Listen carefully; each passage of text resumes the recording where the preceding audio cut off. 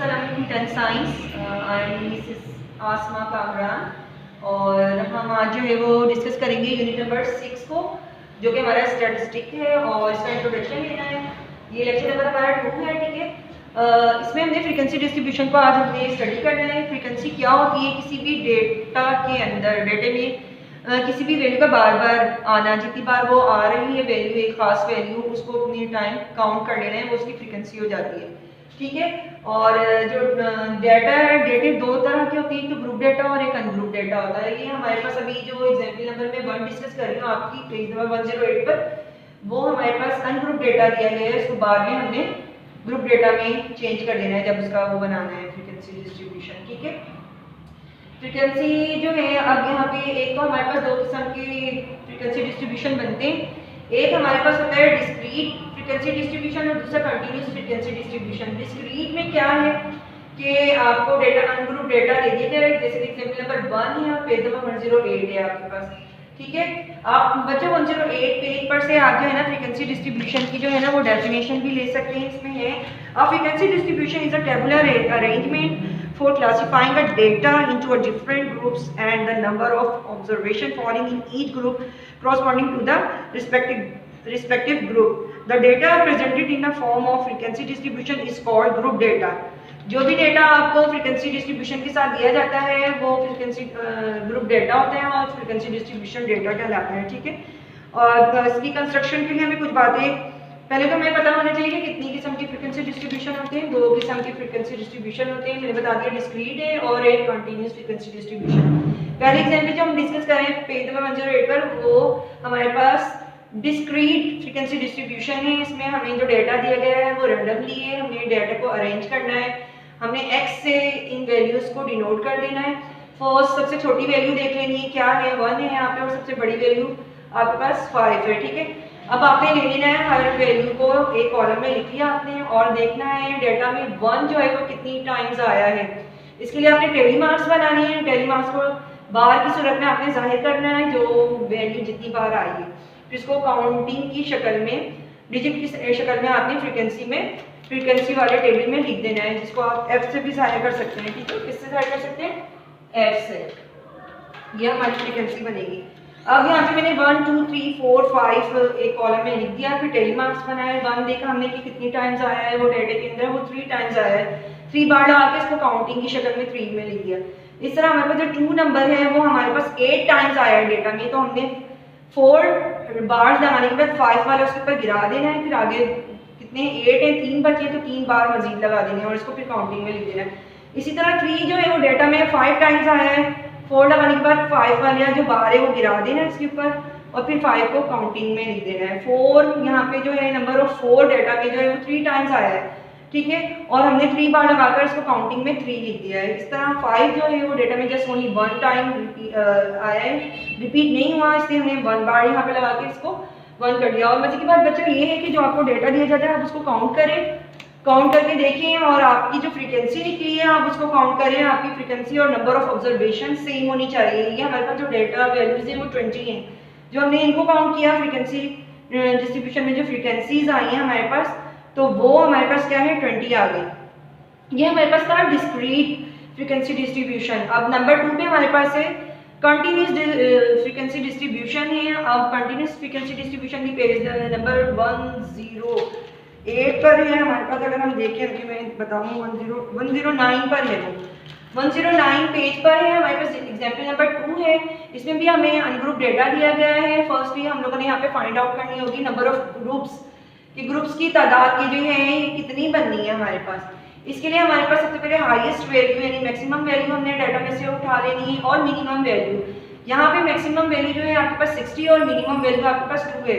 और इसमें हमें या तो वो नंबर ऑफ ग्रुप्स दे देता है एग्जाम्पल या हमारे एक्सरसाइज में, या फिर हमें नंबर ऑफ क्लास साइज दे देता है या क्लास इंटरवल भी कह सकते हैं इसको। इस एग्जाम्पल में उसने हमें क्लास साइज 10 दे दिया है, 10 दिया है, ठीक है। यहाँ पे इसमें हमने लिख दिया है h = 10। क्लास साइज या क्लास इंटरवल को एज से जाहिर करते हैं, ठीक है। वो हमने यहाँ पे इसका फार्मूला अप्लाई किया, number of group = maximum value minus minimum value over class size या क्लास इंटरवल। समटाइम वो क्लास साइज पूछ लेता है कि वो बताएं, तो यहाँ number of group class size की जगह पर आ जाएगा और class size number of group की जगह आ जाएगा। इनके दोनों इंटरचेंज हो सकती हैं। जो चीज़ आपने फाइंड आउट करनी है वो आप उस जगह पर रख सकते हैं। आप चूंकि हमारे पास 60 में से 2 माइनस तो 58 हो गया, बाय 10 जब इसको डिवाइड कर तो 5.8 आया। जब भी डेसिमल वैल्यू आएगी, जो भी आपके पास यहाँ पे होल नंबर होगा उसमें आप 1 प्लस कर दें, ये आपके पास 6 हो जाएगा। बिलफर्स यहाँ पे आता है 6.8, तो हम इसको 7 कर लेते। 7.8 आता तो हम इसको 8 कर लेते। अब हमारे पास यहाँ पे नंबर ऑफ ग्रुप्स आ गए हैं, जो कि हमने इस चीज को क्या कहते हैं, रेंज मालूम करना। रेंज के जरिए हमने क्या मालूम कर दिया है, नंबर ऑफ ग्रुप्स को मालूम किया है। यानी कि हमारे पास 6 ग्रुप बनेंगे, 1 2 3 4 5 6 ग्रुप बने। और हमारे पास जो हाइट है वो क्लास साइज है तो 10 है, इसलिए मैंने 1 to 10 लिया है। एग्जाम्पल में आपको 0 से 9 लिया हुआ है, लेकिन हमने जब ये फार्मूला अप्लाई किया इस मदद से हमें पता चल गया कि 6 ग्रुप बनने हैं, इसलिए हमने इसको 1 से स्टार्ट किया है। 1 से 10 तक देखें कितनी वैल्यूज जो जिसमें 1 और 10 भी इंक्लूड कर रहा है, आपके पास 4 वैल्यूज आएंगे, तो हमने यहाँ पे काउंटिंग में 4 लिख दिया। इस तरह 11 से 20 तक उसने आपको 8 वैल्यूज दी हैं, यहाँ पे हमने यहाँ पे 5 हो गई, या फिर 3 बार हमने लगा दिए और इसको काउंटिंग में चेंज कर दिया। इसी तरह 21 से 30 तक 8 हो गई हैं, 31 से 40 तक भी यहाँ पे 8 वैल्यूज हैं, 41 से 50 तक भी यहाँ 4 है, और 51 to 60 हमारे पास 8 वैल्यूज हैं। अब आपके पास जो बुक की एग्जाम्पल है वो थोड़ा कंफ्यूज करती है बच्चों को, और ये इस फार्मूले के अकॉर्डिंग वो पूरी नहीं होती है, इसलिए आपने 1 से ही इसको स्टार्ट करना है और ये वाली आपने देख लेनी है जो मैंने आपको बताई इजी होगा। अब जब हम इस फ्रीक्वेंसी को भी काउंट करेंगे तो ये 40 आती है। यहाँ से आप नंबर ऑफ डेटा ऑब्जर्वेशन जो है इसको काउंट करें वो भी 40 है। अगर आपका ये बराबर आ रहा है तो ठीक है, वरना आपने कहीं गड़बड़ की है। अब इस क्वेश्चन में बच्चों कम्युलेटिव फ्रीक्वेंसी नहीं है, लेकिन मैं आपको कम्युलेटिव फ्रीक्वेंसी भी यहाँ पे साथ साथ बताना चाहूँगी कि आप कम्युलेटिव फ्रीक्वेंसी जब बनाते हैं तो जो आपकी एसएल फ्रीक्वेंसी होती है पहला वाला अंदर एज इट इज आ जाता है, सही है। और जो दूसरी कम्युलेटिव फ्रीक्वेंसी लिखते हैं उसमें क्या होता है, जो पहला आपने लिखा है और जो दूसरा सेकंड वाला फ्रीक्वेंसी है वो उसमें ऐड हो जाती है। फिर इसी तरह जो हम थर्ड तीसरी लिख रहे होते हैं उसमें जो पहली एडिंग हुई वाली होती है वो, और जो फ्रीक्वेंसी डिस्ट्रीब्यूशन वाली जो कॉलम में फ्रीक्वेंसी थी जो कि थर्ड नंबर पे थी, उसको हमने इसको ऐड कर देना है। फिर इसी तरह हम जो आते जाएगा उसको ऐड करेंगे और नेक्स्ट वाली उसमें लिखते जाएंगे। ये देखें कितना आसान है बनाना, आपको जब समझ आ जाएगी आपको भी बहुत मज़ा आएगा इसको करने में। 32 और 32 plus 8 is equal to 40। It means के नंबर ऑफ फ्रीक्वेंसी जो सम ऑफ फ्रीक्वेंसी है और कम्युलेटिव फ्रीक्वेंसी दोनों ही बराबर होने चाहिए। 40-40 आ गए, इट मीन्स आपका ये बिल्कुल ठीक है। अब यहाँ से अगर आप इसकी डेफिनेशन पे आए दोबारा फ्रीक्वेंसी डिस्ट्रीब्यूशन की डेफिनेशन पे, तो क्या है इसने कहा frequency distribution is a tabular arrangement. देखें टेबुलर अरेंजमेंट है ये for a classifying the data into different groups.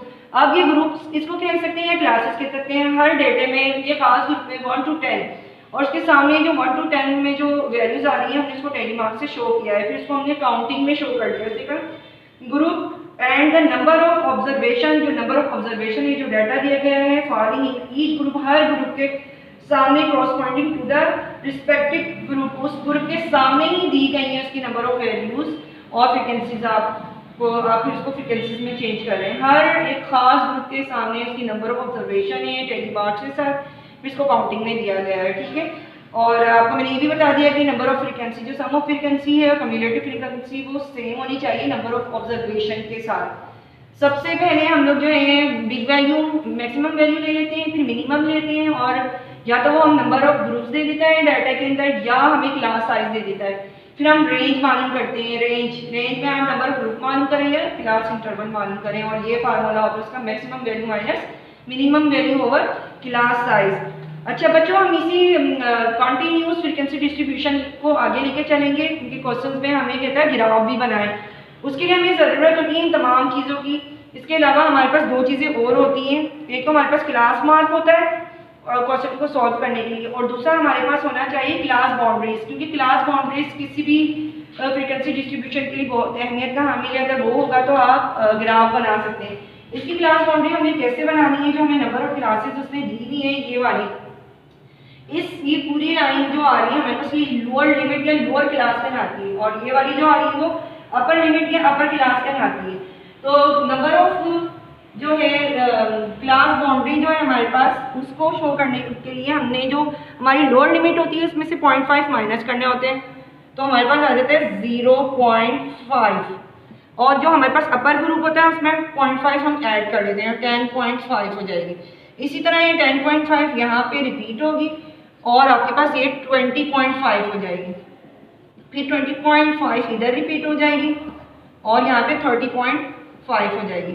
इस तरह 30.5 यहाँ रिपीट होगी और ये 40.5 हो जाएगी, फिर 40.5 यहाँ रिपीट होगी और यहाँ 0.5 यहाँ रिपीट होगी और यहाँ 50.5 बन जाएगी। इसी तरह 50.5 यहाँ रिपीट होगी और 60.5 इधर बन जाएगी आपके पास। ठीक है बच्चों, ये आपके पास इसी सवाल में मैंने आपको क्यूमुलेटिव फ्रीक्वेंसी भी बता दी है और यहाँ पर आपको मैंने क्लास बाउंड्री भी बता दी है। और अगर क्वेश्चन सॉल्व करना हो तो हमारे पास हमें summation x is to summation f of x over f चाहिए होता है। उसके लिए हमारे पास x नहीं है तो इसको x को जो शो करेंगे इसको क्लास मार्क कहते हैं,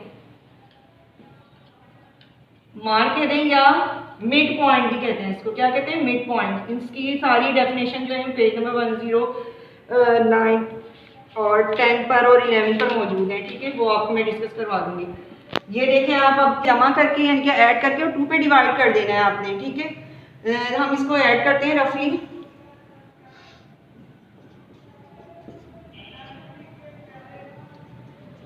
सही 11 आ गया है यहाँ पे। इसी तरह हर एक को ऐड करके आप लोगों ने लिखते जाना है।